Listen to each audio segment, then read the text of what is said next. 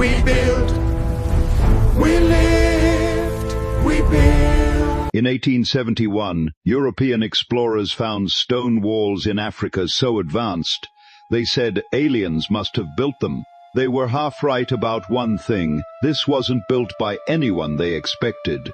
The city Europe couldn't explain. The year is 1100 AD.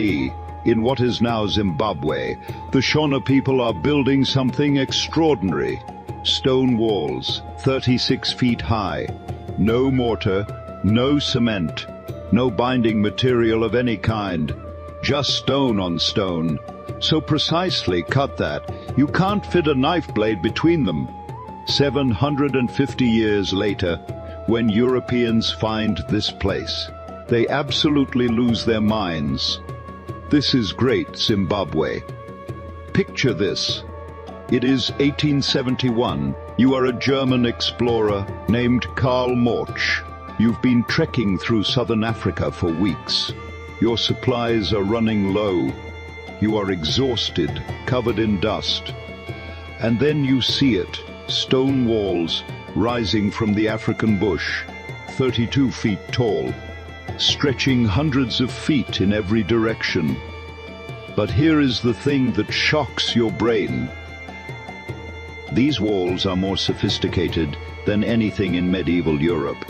The engineering, more advanced than castles you've seen back home. It is something you've never seen before.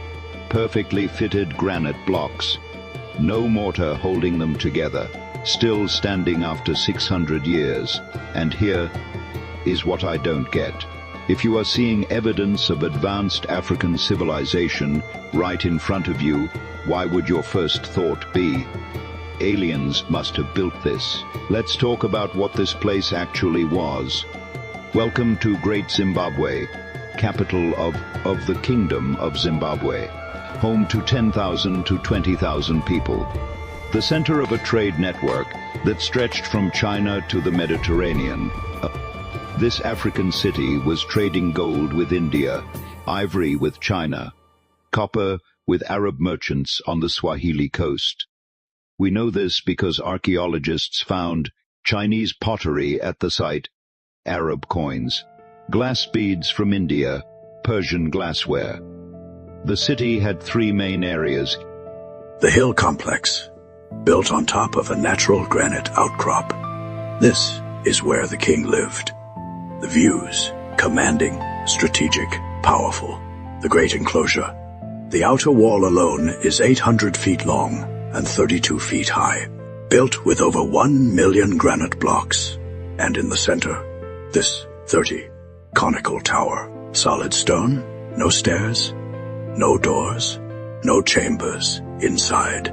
To this day, nobody knows what it was for, and the valley ruins. Hundreds of circular stone houses where people lived, worked, traded. Picture it. Blacksmiths forging tools. Merchants weighing gold. Cattle being herded through stone passages. The sound of stone being carved.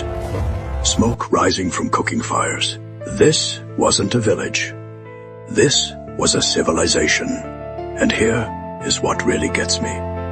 The walls here are taller than many medieval European structures. The urban planning more sophisticated than most European cities of the same era. So when European explorers found this place and couldn't accept that Africa, what did they do instead? You need to understand why this place was so impressive. The construction technique alone is mind-blowing.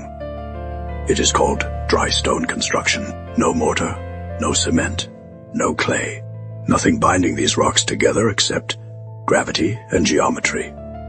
Each granite block is carefully shaped to fit perfectly with the blocks around it. The precision is insane. You literally cannot fit a knife between the blocks. And here is the genius part. The walls aren't just stacked straight up, also called herringbone. This isn't just decorative. This pattern distributes the weight of the wall more evenly. It prevents collapse. They even built drainage systems into the walls. See these channels? They direct rainwater away from the foundation. Preventing water damage, they direct rainwater away from the foundation, preventing erosion and water damage. And these gaps are the expansion joints. The builders knew that granite expands and contracts with temperature changes. So, they left deliberate spaces to allow for that movement. 900 years later, these walls are still standing. So, yeah, when Europeans saw this in 1871, their conclusion, not so much, because what they said next was absolutely insane. Carl Mauch, the German explorer who discovered it. Here is what he wrote in his journal. Africans are incapable of such achievement. He said it must have been built by Phoenicians, Arabs, the Queen of Sheba, King Solomon, a lost white race. Literally anyone except the people who were living there. Other archaeologists came. They found Shona pottery, Shona tools, Shona cultural artifacts. They ignored all of it. Now here is where it gets really dark. Cecil Rhodes, British colonizer. The guy they literally named Rhodesia after. He used these lies to justify colonization. His logic went like this. If Africans didn't build these magnificent structures, then this land doesn't really belong to them. So, we're not really stealing anything. And then, the Rhodesian government made it illegal to publish anything saying that Bantu people built Great Zimbabwe. Let me say that again. They made it a crime to tell the truth.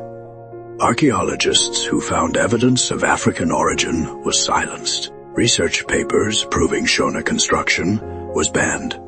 This wasn't just ignorance. This was a systematic cover-up.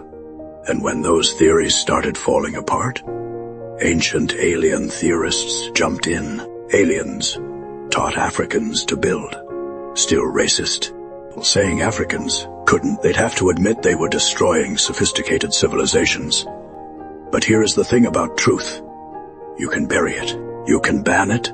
You can lie about it for a century. But you can't erase stone. Modern archaeology has ended this debate. The evidence is overwhelming. Carbon dating of the wood beams, 1100 to 1450 AD, exactly when Shona oral histories say it was built. The pottery found throughout the site, Shona designs, Shona methods, Shona culture. These soapstone birds, traditional Shona cultural symbols. They appear in Shona art for centuries. And here is the kicker. Great Zimbabwe isn't unique. There are over 200 similar stone structures across Zimbabwe. Kami, Diechlo, Nalatail, all built with the same dry stone technique, old Shona construction. And the construction technique, it was never lost. Modern Shona builders can recreate it. The knowledge passed down through generations. Even the name tells you who built it. Zimbabwe. It comes from the Shona language, Zimba, Ved, Wet, which literally means houses of stone. The descendants of the builders, they're still there.